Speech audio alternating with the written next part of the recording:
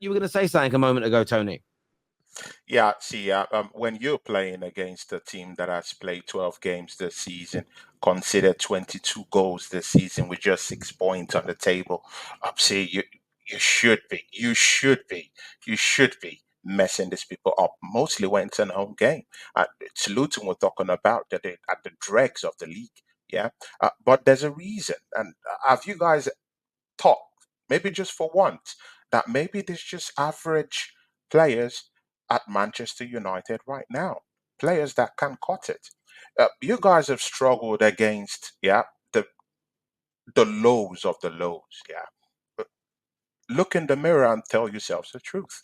The manager, uh, the manager, he has been backed. Yeah, of course, it's good, and it's the classic thing, yeah, to blame the Glazers. But the truth be told, this manager has been backed. Who has he brought into the football club? Anthony Well, this is hasn't really this is a hasn't great really point. It's a hasn't great really point. been doing well. It's a great point you raise there, Tony. And I think I look at it this way: there are definitely some average football players in that team. There's no doubt about it that I want to see improved on. I think Anthony is a prime example Yeah. of someone that I want to see improved upon. We could let's just all agree for a moment on the same pitch. Let's just say that Rashford's average. Let's just say that Bruno's average. Let's just say that Garnacho's average. But they're still making mistakes in games. I don't see other average players make at smaller clubs. So this is where, even if you're right in that regard, we players at clubs that you wouldn't even buy to replace these guys that you think are average don't make the same mistakes our guys do. And that's where I think it comes down to confidence and handling of pressure. In terms of Ten Hag being back financially, yes. The problem with Man United, and this is where there's a nuance to the blaming the Glazers. And I don't know what content creators you listen to when it comes to blaming the Glazers, but there's a nuance to it. It's not as simple as just saying, "Oh, we picked a bad team today," and blaming the Glazers, because that's nonsensical. Where we look at the Glazers is this: yeah, Anthony isn't very good, doesn't fit the style of football that the manager and the board are trying to play. So why did they sign off on him? Equally, if they're going to sign him, why didn't they get him 3 weeks earlier when he was going to cost 40 million instead of 3 weeks later where he cost 80 million? So when Man United fans moan about the Glazers, that's an isolated example of what we're now finding out is that there isn't a cohesive process between the board, the recruitment team, and the manager in terms of identifying players that fit a style of play. It's all over the place. We're then overpaying for the players that don't fit the way we're looking to play. And the people that run your club, your board, and with you guys, Edu does it along with Josh Kroenke, it's Richard Arnold along with the main Glazer. So when we blame the Glazers, it's because for the last 10 years, decisions like that have consistently been made. We will go to a manager like a Van Gaal, who plays a very different style to a Jose, and it will give Van Gaal £350 million, and they start building a squad. It starts coming together, and then they go, right, you're sacked because things went wrong. And then they go for a different style of manager and go, right, we're going to give you 350 million. The problem is, to build a Jose squad, you've got to get rid of all the people you've just bought. So you need 6, 7, 800 million because you're now starting again, and you've got to sell everybody that's now a failure. And when you repeat this process again and again, you end up with this concoction of a squad that isn't suited to any one particular style of play. You then, and there's so many layers to it. So when we blame the Glazers, it isn't about who picked the team and what's happening at training per se. It's the overall situation that has put us into this. However, you're absolutely right. Criticize the manager's decision. Some of his substitutions have been awful.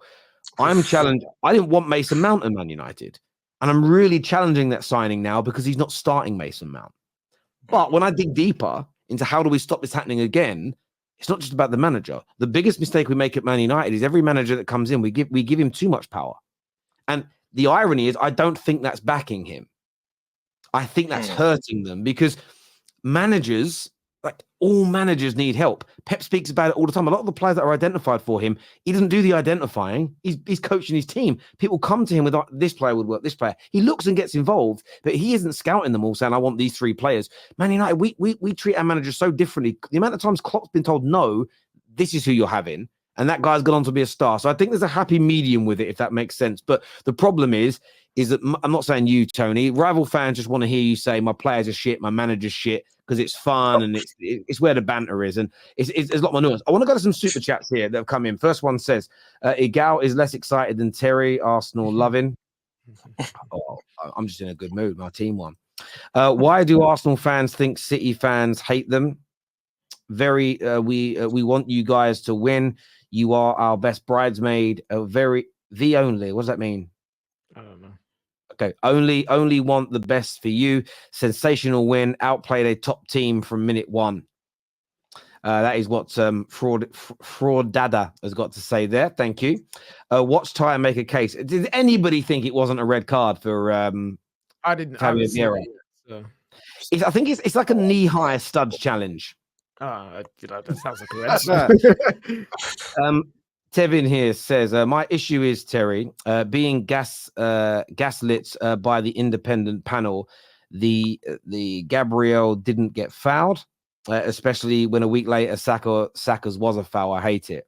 Exactly. Look, and I made a video about this yesterday or Friday. I can't remember. Yeah, it was yesterday, Friday. Yesterday was Friday. I'm always so busy, I forget what day of the fucking week it is. But I said it in that video. Yes, they're stating that it isn't one, but of course the independent panel, which is made up of the referees that used to work with these referees, were going to say it wasn't a foul because there was so much media attention on it. If they admit there's a problem, it was going to engulf everything. It was going to burn the whole industry down, as in the refereeing industry down. They were going to be in big trouble. And I said it last week to everybody that defended the decision, everybody that said 100% it wasn't a foul. I said you'll see that given as a foul 100 times in the next few weeks, and we saw it go again today. There was also in the Spurs game earlier, there's a little nudge in the back when somebody was trying to run through on goal at one point in the first half, and they gave it a foul, and it was a minute little nudge, a little knock in the back, and all these things were being given as fouls. I also saw twice today in the Man United game, which I was watching on the Satanta app, and they didn't show the replays, but twice we had VAR reviews for Maguire being held by a defender. Now, they showed us no replays, so we have no idea how much he was being held, but I've got a little feeling he's going to be held just as much as Højlund held Rodri. And there's almost a point now, we spoke about the Premier League and Sky and what they do.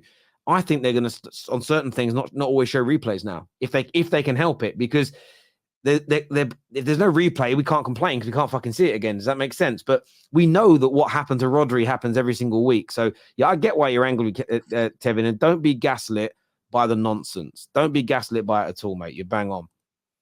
Man United are still relying on Rashford, which makes your attack predictable. Midfield is weak, and your defense is the only one teams aren't marking.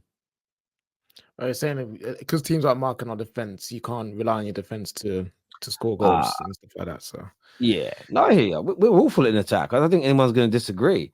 But I think Rashford will click back into gear at some point and start scoring goals again. So Rashford, but we need more than him. Højlund's weird. Champions League, this man's a dynamite, which everyone looks at as the high standard of club football. The Premier League, it's just not happening for him. It's just not. And the one today, I don't think he did anything wrong because the ball deflected, so he had to change his body angle to get his knee to it. And the goalie did save it, but it was just, I couldn't believe it.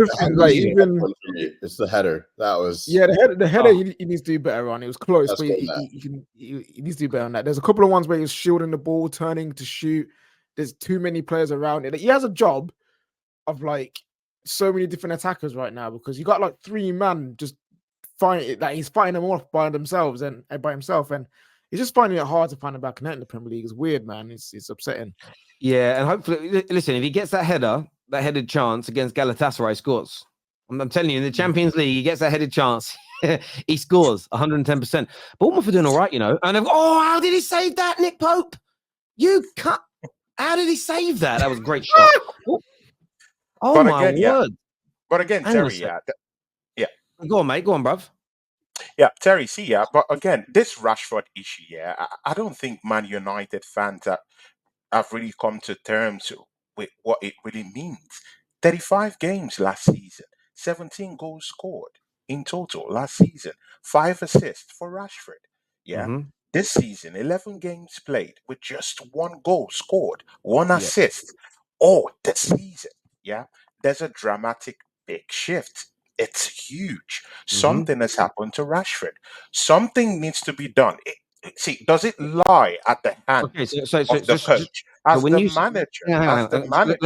Let me stop you a second because I want to ask a question on that. So I don't want to go off tangent. When you say Rashford, something's happened to Rashford, what do you think's happened to Rashford?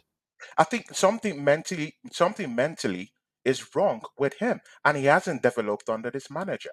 I think the manager has a case to answer on why Rashford hasn't replicated his form last season. This So, season, and that's a fair Rashford has point. scored 1 goal. And it's a fair point. It's a fair point. Rashford, the only attacker in the whole Man United squad that scored or assisted a goal in the whole of the Premier League. So I get there is a problem with Rashford, but this is what. And again, if you don't like Rashford, I'm not saying you don't. If you're someone that doesn't like Rashford, it's very easy to go, "Told you he's crap." But no one has scored a goal or assisted in a goal in 12 games in the Premier League. Rashford's the only. Rashford, if you want to be pernickety, Rashford's the top goal scorer out of all of our attackers. And you're right, there's a problem, but they are all when they all have the same problem. I find it very hard to isolate it down to the manager hasn't developed Rashford. I agree with you. I put this on the manager. I think, and I don't even think it's system per se. I think there is a breakdown of trust between this dressing room and the manager. Whether it's justified or not, I think it's a breakdown of trust because there's too many people, Varane, Casemiro as well, that have regressed so dramatically and so quickly. I don't believe they're as bad as they look. I've seen this, and the reason I say this, Tony, is because I've seen this before at Man United under different managers. This is a behavioral, you're right, it's a mental thing. It's a behavioral issue from players when things don't start going their way and they all clump together and they hurt managers. And I don't want the manager out, go, well, yeah, pick up the players. I just don't see it as recoverable. And because you've got these new part owners coming in, my personal feeling is you do get rid of the manager. You let the players know, we know what you guys did and it won't ever happen again. But that's probably the quickest way to get back to winning and get the players, because a lot of these players are much better than they're performing right now. And I just think you bring in a new manager tomorrow. If a new manager signed midweek, we'd have smashed Luton 4 or 5-0 today. I really believe that. You know what? You can tell when Man United do bad because it's the who performs for us. When we're bad, McTominay, Maguire, Lindelof, these guys are good for some reason. But when we're actually in a form of ascendancy going up to something, maybe a new level, those are the players that are performing poorly and the other players are shining. So it's a weird dichotomy that we've got because I'm watching this play. I'm like, why? McTominay was fine today. I've got no problem with him. But why is he starting when in the summer he wanted him sold? He scored 2 goals against Brentford late on, and ever since he's been playing. And that don't make no sense. And unless you'll know that, and unless he scores goals, he doesn't do anything, really. Yeah. No, he's McGhost. I always say he's McGhost. He always gets like 6 touches on the ball, like even in the midfield. Like when he scored those 2 goals, like obviously it was like euphoria because it was 2 last-minute like goals. But I just knew that whistle went, and at the end of that game, I was like, McTominay is going to start every game for the foreseeable now, and he has like. And I am a big fan of Ten Hag, and that is one thing that I'm like, I just knew he'd do that. Like when someone is like. It's just predictable. This is how you know he's desperate and has lost his mind. Because last season, if McTominay scores 2 goals, he don't care. His team is still playing. He ain't playing it. No, you're right. Maguire has come in, saved him again against Copenhagen. Granted, it's more injury reasons why Maguire is playing, but at the same time, he could drop him. You could play around him. You know what I mean? So Ten Hag I'm not Ten Hag. By the way, I criticize him a lot. I'm not Ten Hag out. I'm Ten Hag. Fix this, because in your bold head is a brain that works. That I know it works. I've seen it. So I just want to shake it.